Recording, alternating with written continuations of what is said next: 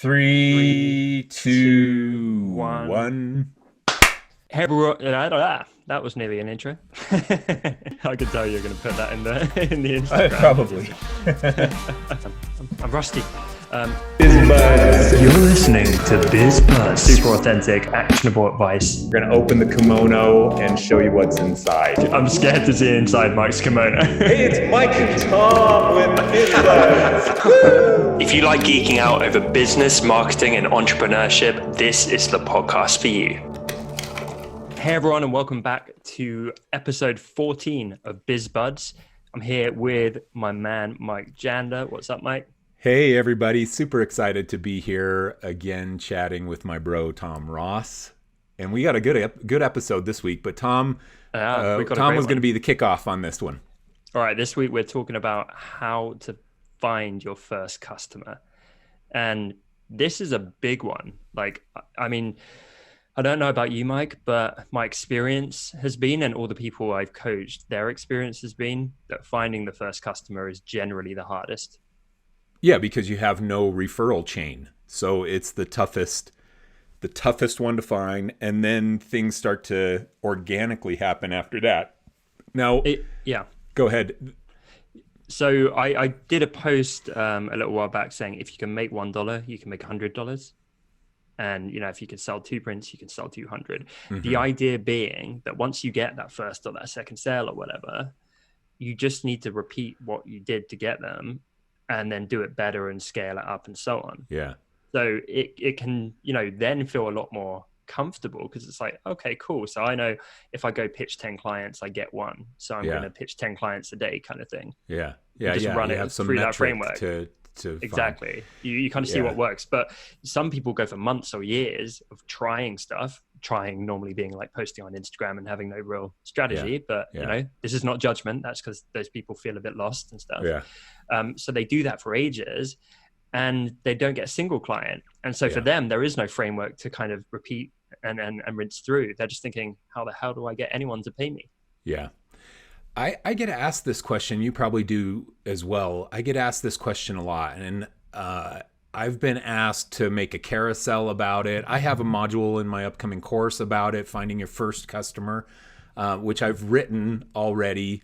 So I have things to talk about that I haven't shared yet on finding your first customer. But this is a pain point that a lot of people are feeling out there. They're sitting there thinking, okay, I want to go freelance, or I want to start this business and sell this product. How do I even find the first person to pay me for it?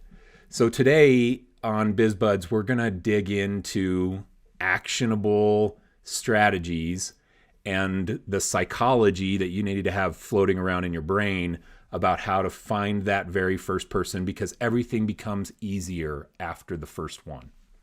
I agree. Shall I kick us off? Yeah.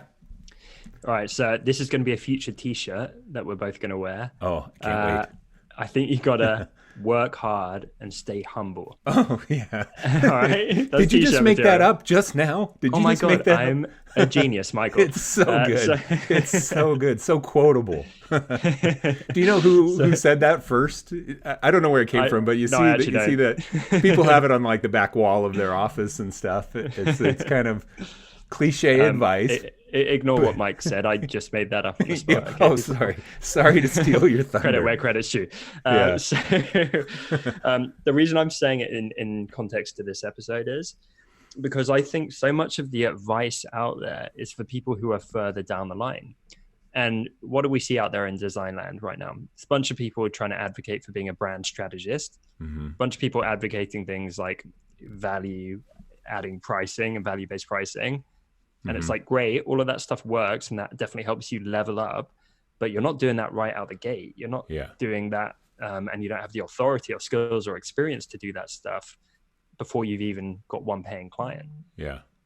And so I'm a huge believer in paying your dues, and this is the work hard bit. And I'm a huge believer in staying humble, which means accept some of the crappy early jobs and realize you're probably not going to get paid that much, and nor should you for the first ever paid work you do. It's like the first paid work I did, I got paid like peanuts. I was still at school at the time. And if I swanned into the school play yard and I was like, okay, so I've seen a video on value-based pricing and I'm going to extrapolate the value of this like that wouldn't fly. Yeah. They'd be like, have you ever even been paid for this? Like, yeah, for a joke. ever. What are you talking Exactly. about? So my advice for pricing, which is a whole different discussion, is start with something that feels achievable and realistic, and don't worry so much about what that figure is. Worry about increasing it steadily over time. Yeah. So I like to that. get your first customer, no matter who it is, what it is, as long as, they're not Satan and they pay you just enough to kind of make it worth your time, just do it and then try and make the next one better. Yeah. So don't be afraid to enter into the market at a price point that makes you attractive. I have a concept that I've been working on, and I've shared it in pieces a few times, but people buy for a variety of different reasons. They'll buy because you're the low price. They'll buy because, and that's the bottom reason that somebody's going to buy from you, is because you're the low price. The next tier up is because you provide great quality. They'll pay more for great quality if you have quality over the price. And then the next tier up is because of relationship. They'll buy because they trust you. You're their friend. And that's why a lot of people in the creative industry, that's why a lot of people get work, because they are trusted by the person who's making the purchase. It's a relationship game, which is what I talk about all the time. And then the top tier of why people will buy is reputation. You've built a reputation. Draplin, Michael Beirut, and he would probably be honored to be in the same conversation as Michael Beirut, but the Draplin, Michael Tom Beirut, Ross, people, all these big names. Tom Ross, these big names. Now these, go back to history. Paul Rand was getting logo design work falling from the sky without even looking for it, because he was Paul Rand. He built his reputation to a point from having done such great work for so many great companies. He built a reputation that made people come to him. But in the start, you don't have reputation. You just graduated from university and you're out with your student portfolio trying to get your first project or your first job. You don't have reputation. You can't get work from reputation. A reputation is where you get the highest price point too. Michael Beirut can charge $1 million for a logo that somebody else can only get $500 for, even if it's the same quality work, because his reputation is so high. And another word for reputation is brand, I think. Yeah, brand. Yeah. Yeah, he's built a personal brand, and they're buying the brand. And we've talked about that in the past on this show. So that's the thing that you're trying to achieve. But now at the bottom of the puzzle here is price point.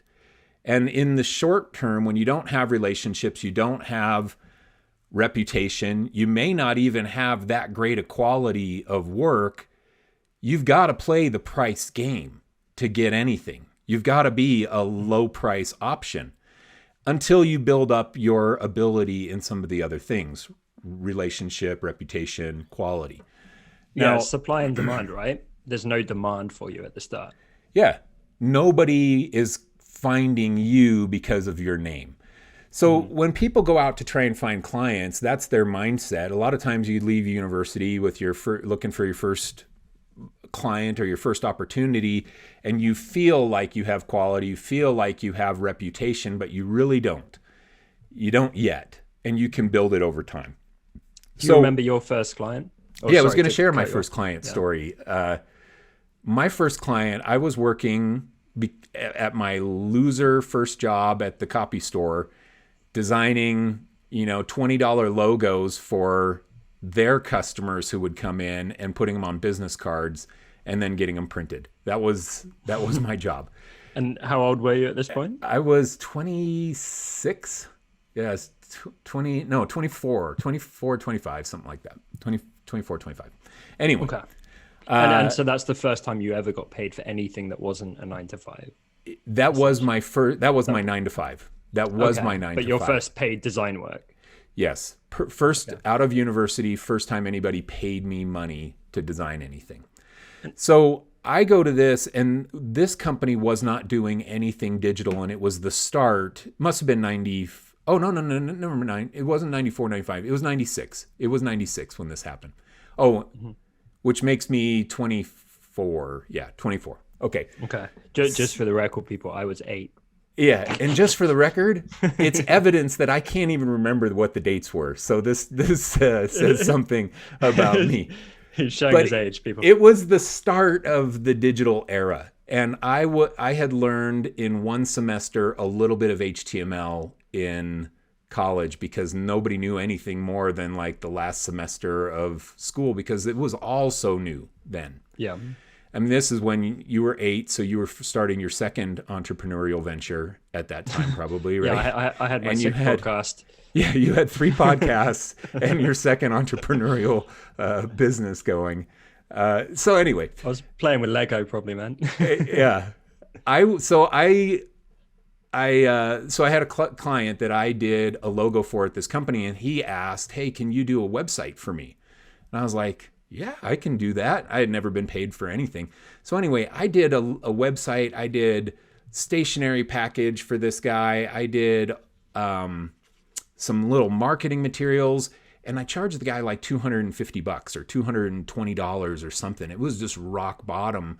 And I probably put 80 hours, 100 hours into this thing. Yeah. I was making no money, man. But I was so excited. And I bought a television with the money. And isn't that the best feeling in the world? Oh, it's the greatest. Like, it's not about making the big bucks at this phase. I say to people all the time, because out of a lot of the people I coach, I see them make their first dollar. Yeah. And I say to them, I'm like, my first dollar was more exciting for me than if I make 100 grand now. Yeah. Like, seriously, I ran around the room being like, holy crap. Yeah. A stranger on the internet just sent me money. Yeah. Yeah. It's insane the first time that happens because you're just filled with potential. Yeah. Like, anything's possible. Yeah. So, yeah. So what was your story on finding your first paying client? Mine was possibly even lamer. I don't know. I guess you would call it a client, but mine was design contests. Oh yeah. Okay. I remember you mentioned this once. Yeah. Yeah. So yeah. I was 12 years old, uh-huh. And I'd been entering them and never winning. And then the day the client was like, "You win. I want your design." And I forget what it was, like $300 or something. Oh, nice. As a 12-year-old, yeah. Like, holy crap. Yeah. It blew my mind, and it was just the best feeling. Yeah, it was like either late 12 or early 13, because I think I started when I was 2000, 2001, something like that. Is that what it yeah, something like that. So it took me a while of doing them, like months and all these man hours, and I didn't win a single one. Yeah. And then my crappy design somehow managed to win. Yeah. And I was elated, and then I got sent the money, and it hit my PayPal, whatever it was. So good. And I was like, oh my God, like, I'm king of the world. Yeah. It was the best feeling. Yeah. Yeah. All right. So there's Tom and my stories on our first dollar that we made as a freelancer, finding your first customer. And a lot of what we're talking about can be transitioned over to selling a product or selling other services, but we're going to talk from our own experience of selling creative services. Sorry, super quick, Mike, just on the what we said before about like how you can scale it once you actually get that initial one, you can repeat it. Yeah. That's basically what I did. So I won I know you said carousel. I won a contest, and then I was like, oh cool, maybe I could win another one. And so then it took me less time than it took to win that first one to win the second one. And then I was like, I'm starting to understand what the clients want. So then I won another one and another one. Yeah. And I said it in like episode 2. By the end, I was winning about 50% of them. Yeah. And then eventually I hit a ceiling there with what I could earn. So then I went and explored some different avenues. Yeah. But hopefully that's a good example for people of like, you get that first one and then you try and find a pattern where you can scale it. Replicate. And then maybe you hit a ceiling and that's when you explore, pivoting into brand strategy or a different, path for your career or whatever. Yeah. Yeah. All right. So I have some actionable strategies on this. So if we say, how do you find your first customer? I have some punch punch list items. Okay. The first one that I would say is you've got to define what it is you do in a clear definition, a clear value proposition. And the narrower you make it, the easier it is to market. We've talked about that as well. So make your definition of what you do narrow. So if you say, hi, my name's Tom, and I'm a designer, that is very broad. And you and I, we are big fans of niching and talk about that a lot, but that's too broad. Nobody knows how to share you or what you can do for them. But if you say, hi, I'm Tom, I'm a logo designer, now all of a sudden people can see you as a source of solution to a problem that they have. But then if you go one tier deeper and you say, hey, I'm Tom, I'm a logo designer for restaurants, now it's clear that any restaurant you approach, you can go to them with a value proposition that says, hey, I design restaurant logos. You're a restaurant. Let's do business. You have something to say because you've drawn a line in the sand. And you could even go deeper and say pizza shops, and then you could go deeper and you could say pizza shops in London. And that's your whole market. And now you've niched down to a very fine-tuned market. Now, sometimes you can niche too deep and it alienates the customer base too broad.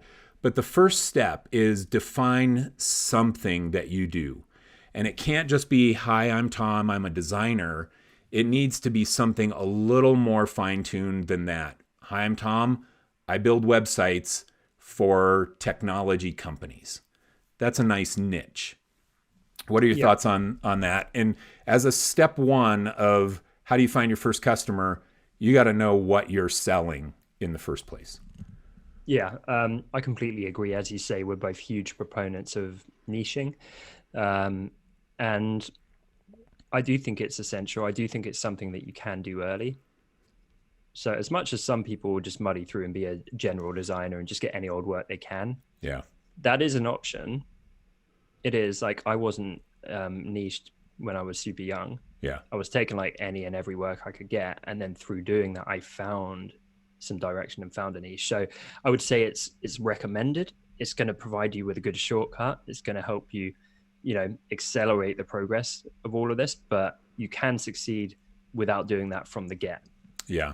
And I did, and a lot of other people did. But it's just, in retrospect, I wish, I could have had that as that handy shortcut. Yeah. So yeah, in essence, I do totally agree. That's a good first step. Okay. So the reason that's my first step is because it relates to my recommended second step. And my recommended second step is, once you define your position, you tell everybody you know what you are doing. Mm-hmm. All your friends, all your family, the people closest to you are your initial sales force because they already trust you. You don't have to ask them to refer you to their friends. They're going to do it anyway because they love you. Tom's mom loves Tom, and Tom's mom will share Tom whether Tom likes it or not. She's proud of her son, and she's going to share Tom's name around. Now, Tom's mom, if Tom has defined his position to his mom and says, every time I say mom, I start wanting to do mama jokes. And so I'm going to try and resist throwing out a bunch of mama jokes. Sounds so American. I'm like, I think you mean mum. Yeah. Mom. Tom's mom. Tom's mom's so fat. She's not. She's a lovely lady. All right. So if Tom's mom knows that Tom does logos, Tom designs logos, and Tom has said, hey, mom, I'm going to start a freelance business and I'm going to focus on designing logos. So if you ever hear of anybody who needs a logo, let me know. Yeah. I would love your help in finding people. And so Tom tells his mom this, and then his mom is sitting at the beauty parlor. And I don't know, man. I don't know if she's ever been to one, but yeah. So Tom's mom is sitting at the beauty parlor, and she's getting her pedicure, and she's talking to the person who owns the pedicure shop. I love this story so far. So I love it too. So she's getting the pedicure, and she's talking to the person at the pedicure shop who owns it, and hears that person say, yeah, we only have this sign out, and we're thinking of designing a logo.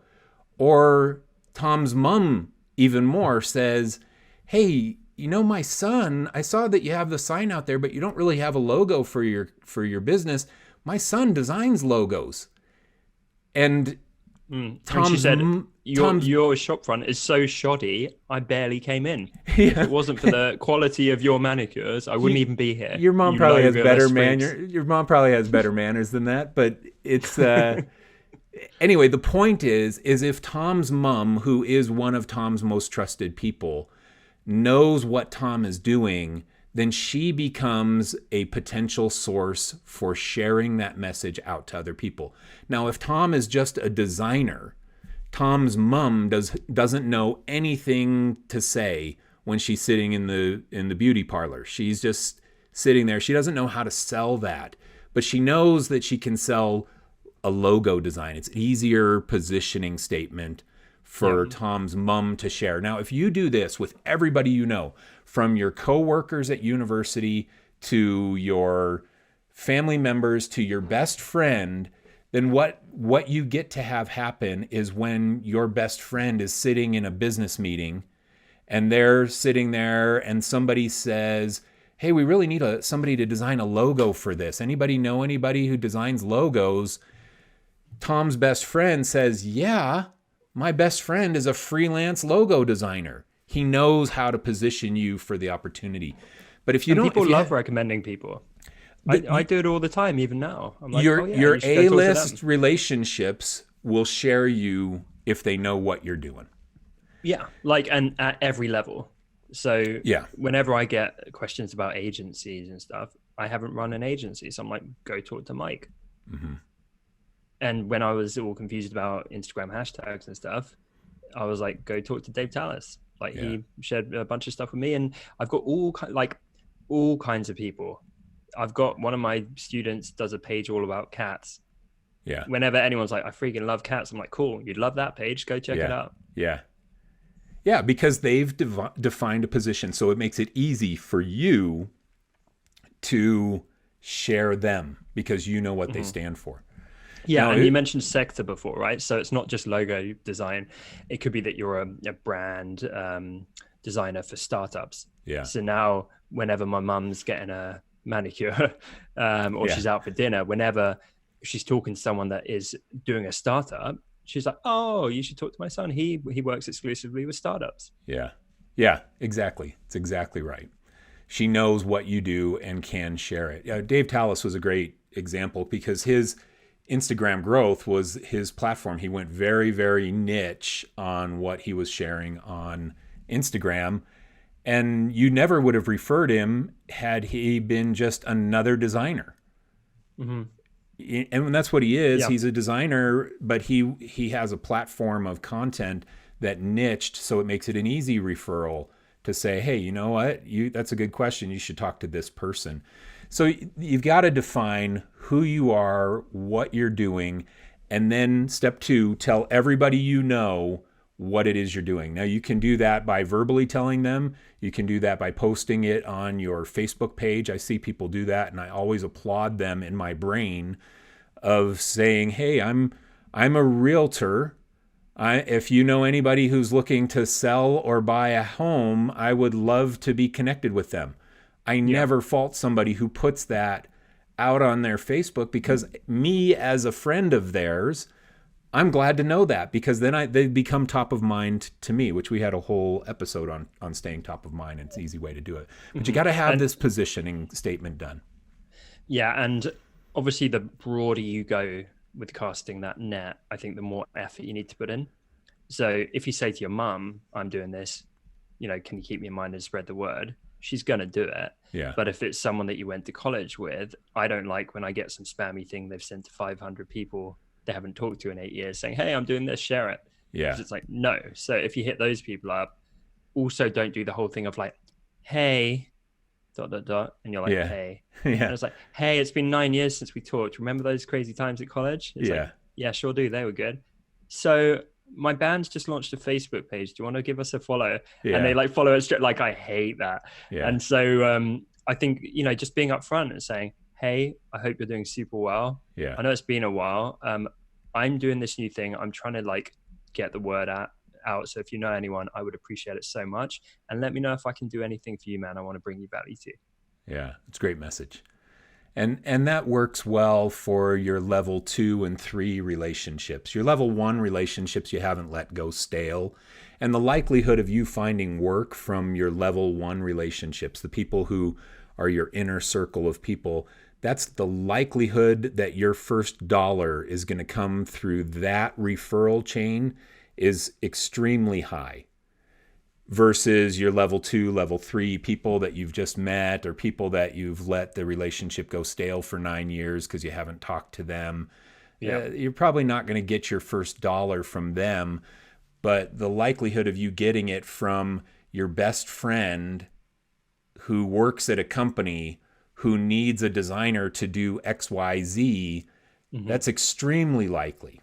Now, point number 3, I think I would say on this is the problem that a lot of people find in trying to find their first customer is that they go for brand marketing or reputation marketing first. And I see this all the time. They're on Instagram and they're posting content on Instagram and posting design and posting advice and trying to build an audience. And then they message me and say, I'm not getting any clients from this. How do I get clients from Instagram? What they're doing is build it and they will come. That's the mindset. Dreams approach. Yeah. And a lot of people have that approach, and that is not where you're probably going to find your first client.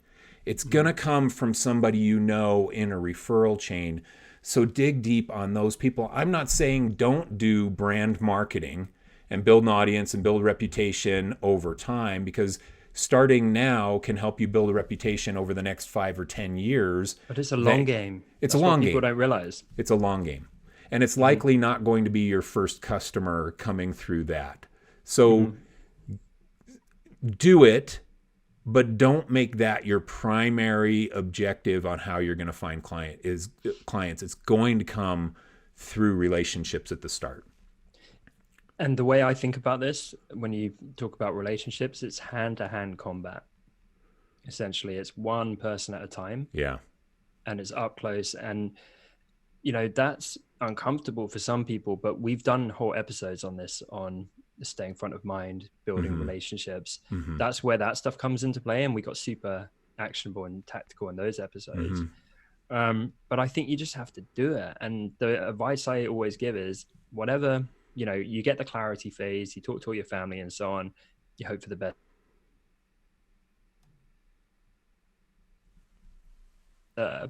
Go all in on building as many one-to-one relationships as you possibly can.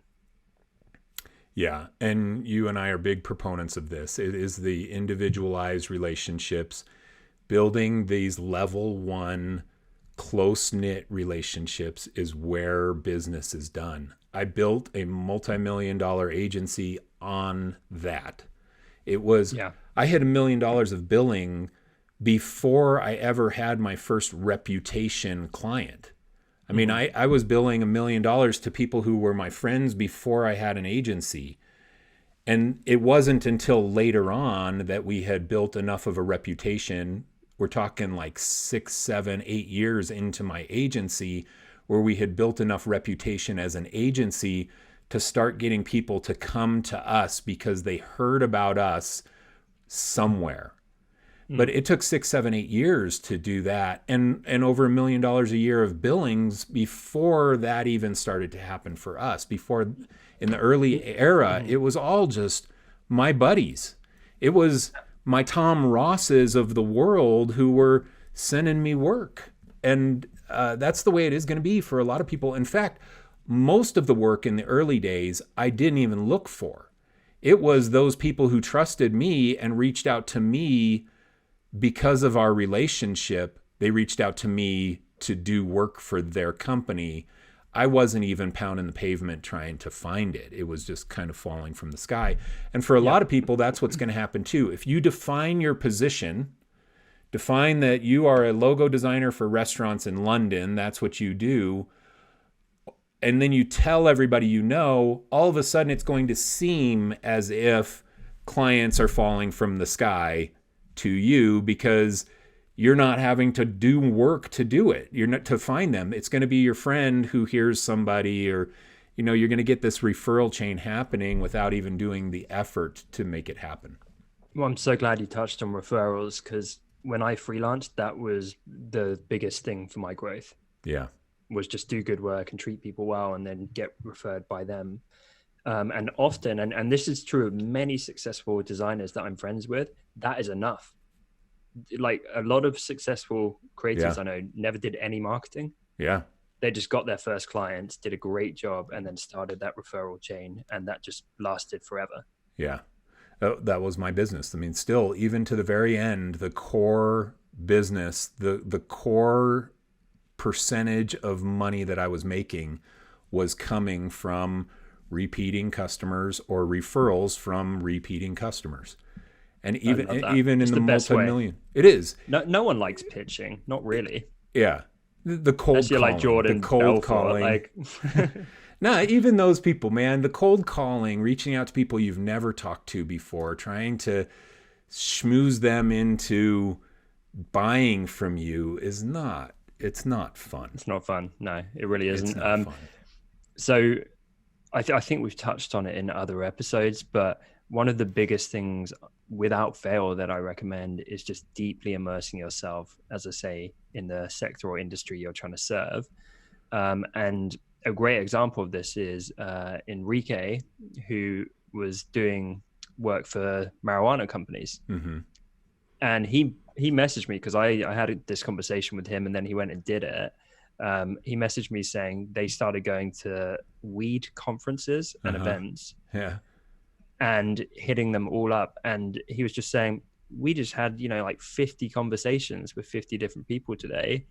We were the only designer at this event. They all needed our services. I've never had so many potential leads happen in one day.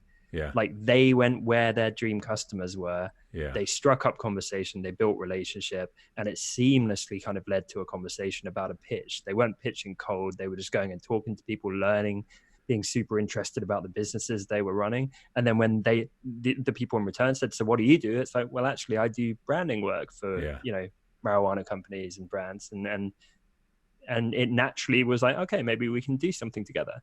Yeah. Like it's so controllable instead of like freaking post on Instagram for 3 years and wait for people to come to you. Yeah. Okay. So what you just described is the perfect example of how to find customers with a cold contact. And it goes back to what we were talking about earlier. You define your position, draw your line in the sand and say, this is who we are, like Enrique did. And then you reach out to the people you know, especially the people in that space. And then the cold strategy that you just described is go and meet more people inside the space that you're in. And now you have a clear message. And so he did that and found potential customers. It's so much better if you say, I'm a logo designer for restaurants or for pizza restaurants in London. Now you can reach out to every pizza restaurant owner in London with a clearly defined message. You know exactly who you're going after, and you have a clearly defined message. Yeah. It's so systematic. I hate the feeling of floating around being like, well, I'm a creative. I'm looking for any kind of client. It's like, where the hell do you start there? Yeah. This is one of my favorite things about niching. Like you say with the London pizza restaurants, yeah, you can literally get an Excel spreadsheet, put in every single restaurant until you got like 400 staring you in the face. Yeah. And then you can spend 2 days working your way down that list. Yeah.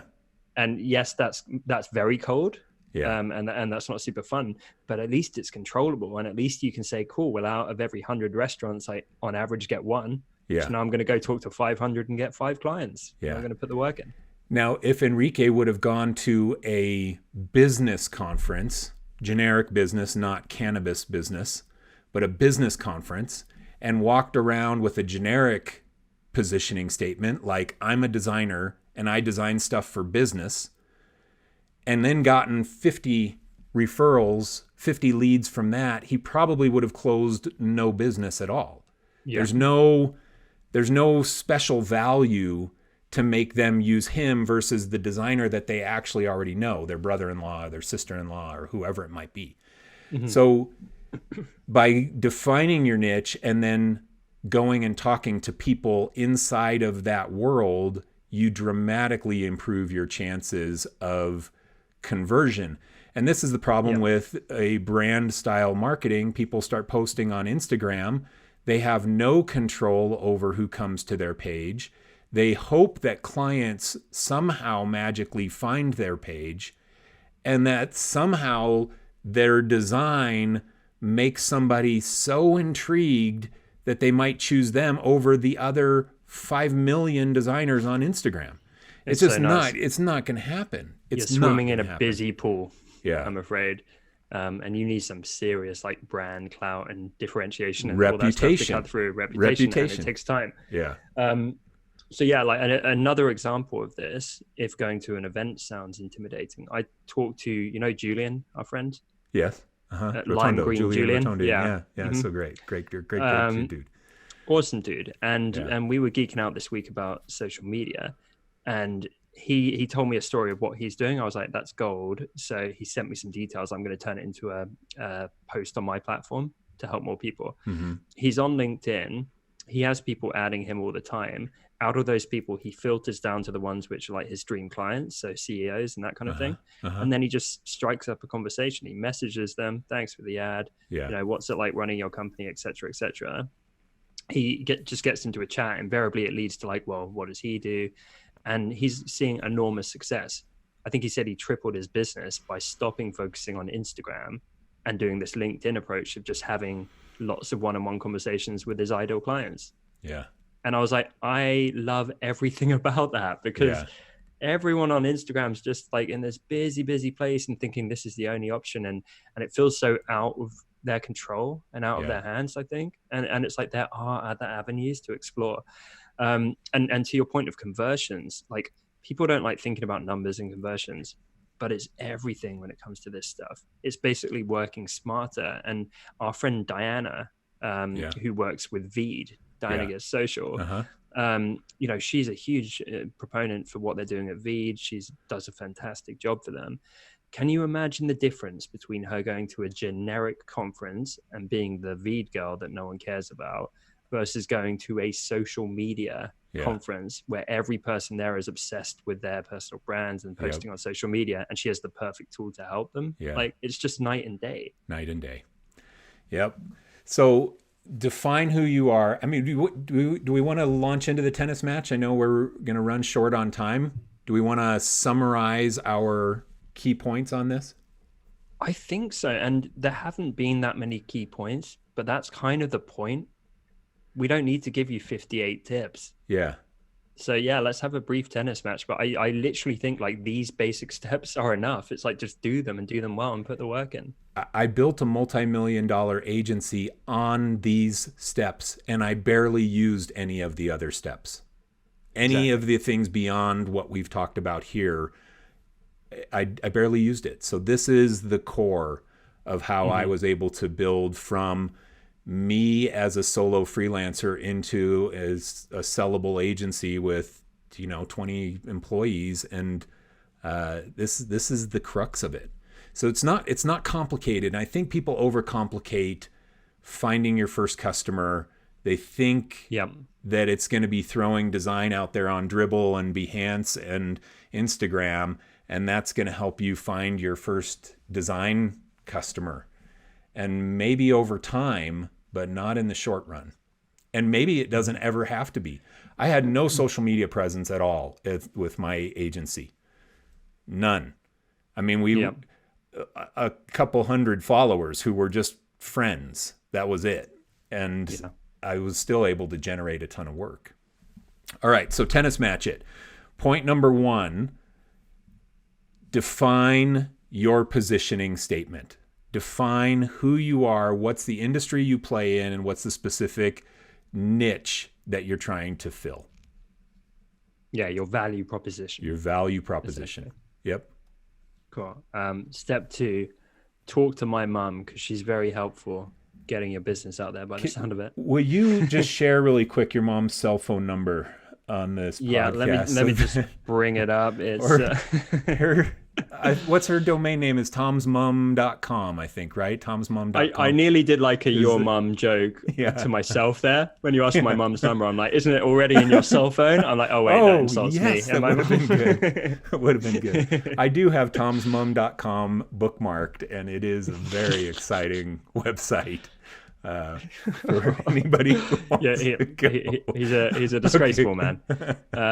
So do utilize your immediate network. So friends and family and loved ones, get them to essentially be your pool of free labor to help get your name out there. They love you and they will do it anyway.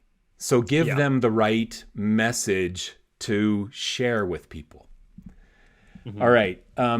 Now, those are step 1 and step 2, and those are the real important ones. Step 3 is go to industries or specific clients, industry events or specific clients that fit within your value proposition. If you're targeting restaurants, make a spreadsheet of all restaurant owners in your area and start going after them.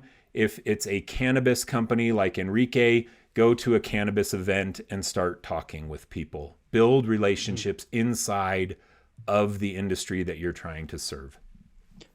Exactly. And I mean, that's really it. But if I had to give a step 4, it would be do what Mike just said after listening to our previous episode on relationship building.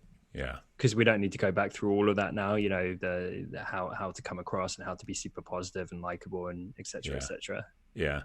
And one that I will share on this that you mentioned, we kind of glossed over it a little bit, but Julian's approach of one-on-one connections through in these reach outs, it's building a real relationship. It's not going for the ask right out of the gate, but it's building real relationships with people, that real deep, real honest connection with no intention to sell is really important. Yes. And I know both of us would do this right now if we needed to. How I've done it in the past. But if my business went away tomorrow and my entire personal brand and this podcast and everything went away tomorrow, I would do exactly what we just talked about. I'd be super clear on who I'm serving and the value I'm bringing them. I would, tell everyone I know, but I would go out and I swear to God, I'd be talking to 500 people a day who were my dream clients and building relationships. And that would be 90% of my time. Yep. Because when you haven't got the work coming in yet, you've got nothing else to do. It's all marketing and relationship building until you actually have a team to look after and, need to do your accounts and need to manage the incoming work that you're putting out for them. Like, all of your time should be going towards talking to the people you want to reach. Yeah. Same here. If I was going to start in another agency, the first thing I would do is I would define what position I'm taking in the creative marketplace. And then I would reach out to every single person I know. I would post it on Facebook. I would send individual messages to all my closest friends. I would reach out to all my past clients with an individualized message saying, hey, I'm starting up a new agency and we're focusing completely on this with the clear value proposition.